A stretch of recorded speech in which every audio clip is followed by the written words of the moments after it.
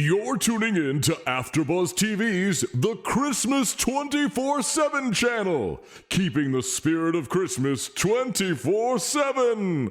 Give, forgive, be merry.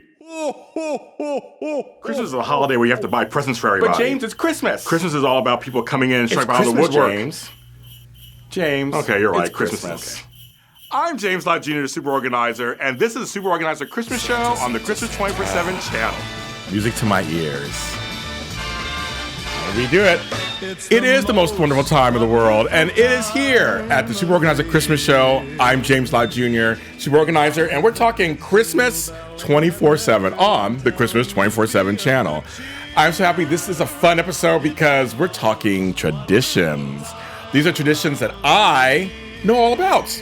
I come from a multicultural background, so we're going to talk about that. Not everybody celebrates the same things. It's kind of piggybacks off of, you watched the 6 Months of Christmas, they did a show on some traditions on there too. So shout out to Keven Undergaro and Jeff and Aaron, all them. They have a show on some of their traditions they were talking about. These are mine. These are some ones that I know of that I have actually celebrated.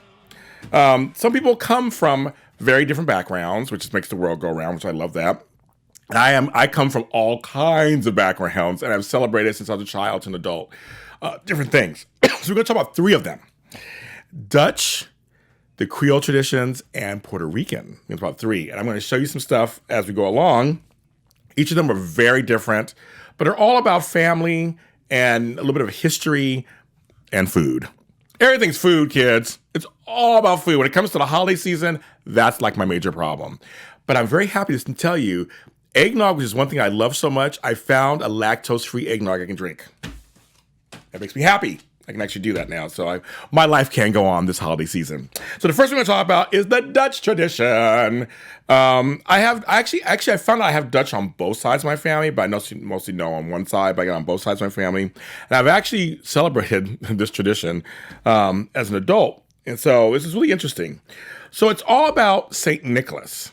That's the thing about the Dutch. It's all about St. Nicholas and Sinterklaas, which is Santa Claus in Dutch. And so the Dutch celebrate they kind of celebrate the season beginning December 5th. That's the first day. And now there's a controversial thing that comes along with this as a person of color. They do have things called Black Peters. They're called Zwarte Pietens. And so they're his little helpers. And I just show you pictures of those. But it's a little interesting for that. But their whole thing is that Santa or Sinterklaas and the Black Peters go out and find the good children.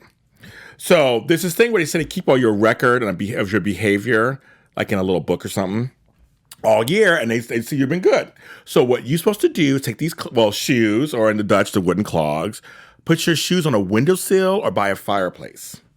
And you just put them there. And we always had fireplaces when I was growing up. Luckily, I have a fireplace in my house right now. It doesn't work at the moment. Do you know chimney sweeps are expensive and are very busy? In LA? Had no idea. But anyways, I digress. But I have a fireplace, and you put them by the fireplace, so you put them on your windowsill. I got size 14 shoes, so I got to by the fireplace. And they leave you presents. And it starts then. Now, they do continue to go through to December 24th, but it's December 5th, which is the major part of the holiday. Now, here's the fun part that I always enjoyed, is they have these things they call letter cake. So, they would make these cakes in the shape of your letter of your name, of your first name. So for me, Jay, of course. So Jay's. But they call them Blankenletter, which is letter cake. It's like a biscuit. It's a cake biscuit. It's really good. And then also peppermoot, which is like another biscuit made with cinnamon. And then my favorites, stroopwafels. Oh my God, they're so good. Stroopwafels are so good. They're like wafers with cinnamon in them. Later, when they invented microwaves, because I'm that old, you can put them in the microwave for like 20 seconds, and they just melt a little bit more, and it's so good. They're good with coffee. I don't drink coffee, but put them in your if you take decaf or hot chocolate, one of those. But stroopwafels are the bomb. But the biscuits and letter cakes, they love their bakery goods. There's some stroopwafels. They love the bakery goods. They do. And they say Happy Christmas. We don't say Merry Christmas. It was the Dutch. So there you go. So that's that one. It's a fun one. And then we move on back to America. We're going to the South.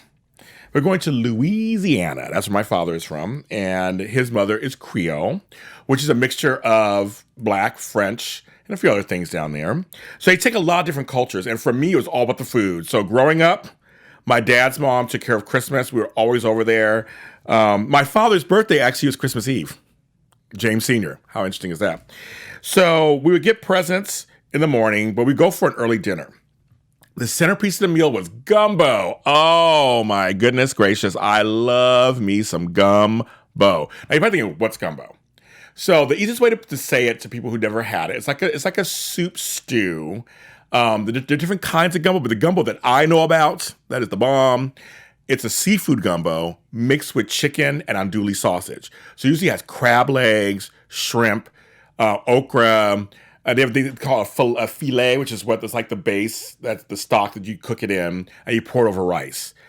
It is. If you like all that stuff, you'll enjoy gumbo. You can make it spicy, not spicy. It's so good. Now, I know some folks just do chicken gumbo or sausage gumbo.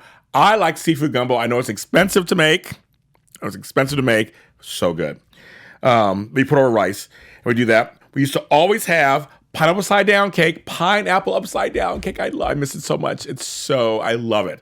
Literally, the pineapples are on top of the cherries and the glaze. It's so good. And then also, we'd have greens with ham hocks. You're like, what's a ham hock? Just trust me, it's good. And then, side note, for New Year's, we have black eyed peas with the greens. That's for good luck. Do that. Cornbread dressing. Sometimes a ham or shrimp etouffee, and then beignets, which are also desserts for Christmas. Oh my God, the food was so good. My grandmother said I used to hum when I ate when I was a kid. I still do.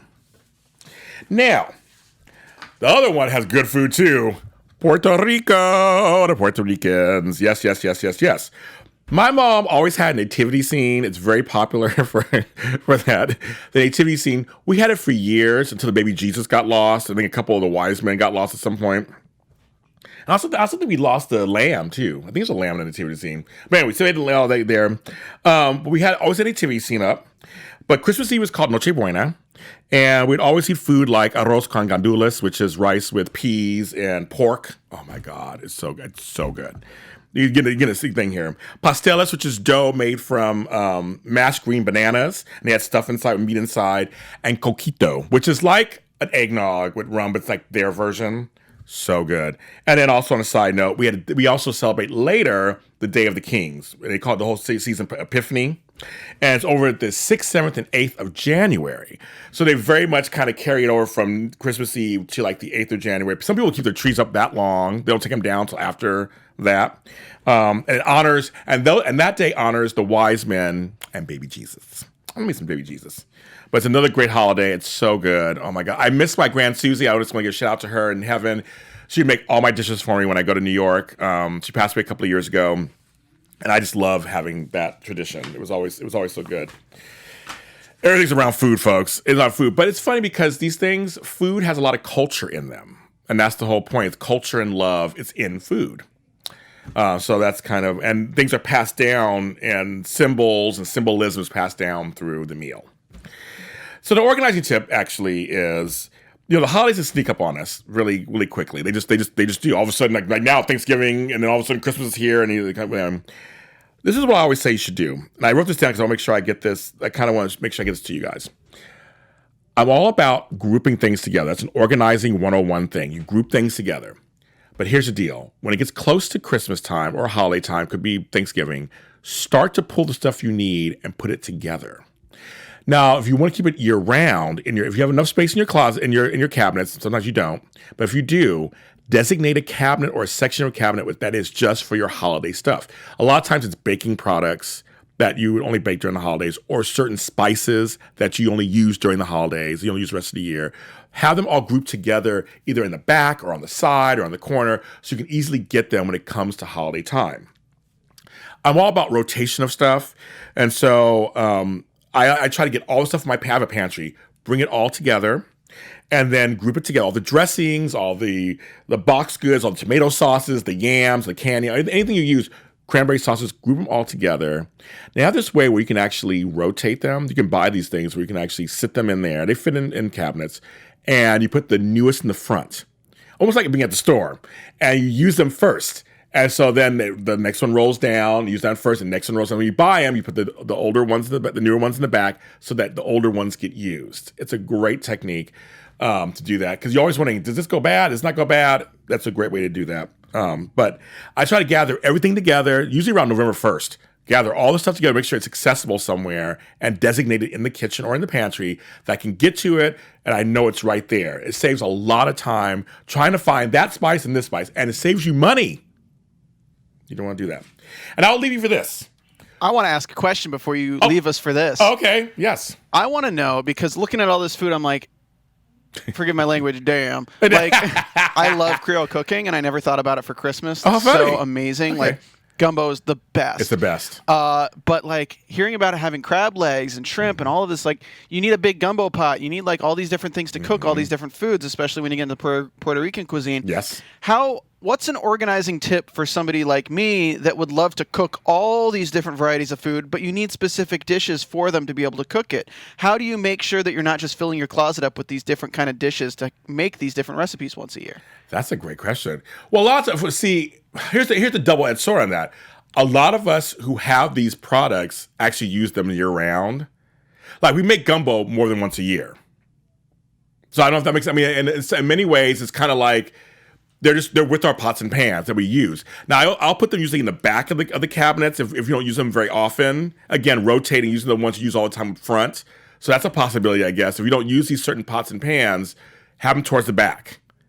And then I just keep them back there. But if you know every year you're going to make gumbo or make certain things where you need the larger pots, like crock pots. Most people have crock pots. You don't use them all year round. Use them when it's cold. So lots of times you just store them in the back. Make sure you just have one. Don't have two or three of them. I guess that's one thing or two. Or just have, I feel like you can have them, but in the back. But many of us use them year round for different things. But it's just kind of, I think that's a good question. If you're not Puerto Rican, but you like Puerto Rican food and you make it, then just have one pot and have it in the back. Because I just noticed that, like, for traditions, right? Yeah. My family always makes a Christmas goose. Oh, okay. And they always stuff it with like the currant stuffing and all that kind of stuff. Yeah.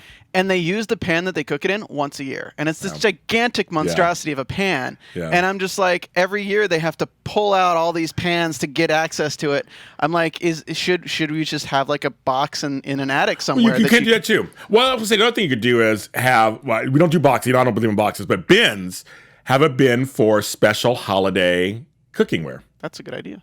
And label it, put it in the garage or somewhere we can get it. And you have the larger bins so it can fit the stuff you only use once a year or twice a year. And you just pull it down when you need it. That's an idea. Because since they are using it every year to make that goose, you should keep it, of course. And that's why you're the super organizer. Thank you. So I'm going to leave you with this because he just brought up something I think is really important. Traditions can be a wonderful, wonderful thing. And I believe that my ancestors are with me all the time, and I don't like to forget about them. And usually during the holiday times is when, and birthdays too sometimes, it's when you actually celebrate them. And it's a wonderful, wonderful traditions. And you should pass them down to the next generation. I believe in the whole village mentality. And that's why I just want to invite you to think about that. So if you have any traditions or looking into traditions, look into them. If you don't know what your traditions are, you're thinking, I found I'm Irish. Well, find out what the traditions are during the holidays and look them up. So I say it's a very important thing, and I'm grateful for everybody who came before me. I'm the Super Organizer, James Lott Jr. This is the Super Organizer Christmas Show on the Christmas 24/7. Follow us, rate, comment, subscribe, share it with anybody you think should hear this or see this. Follow me, James Lott Jr., where all James Lott Jr.'s are sold on social media platforms at James Lott Jr. And we'll see you next time. From Chief Elf Officers Keven Undergaro and Maria Menounos, Chief Spirit Officer Jeff Graham, and the entire The Christmas 24/7 channel, we would like to thank you for tuning in to AfterBuzz TV's The Christmas 24/7 channel. If you have questions or comments, email us at thechristmas247@gmail.com. Until next time, do your best to give, forgive, and be merry. Ho, ho, ho, ho, ho, ho, ho.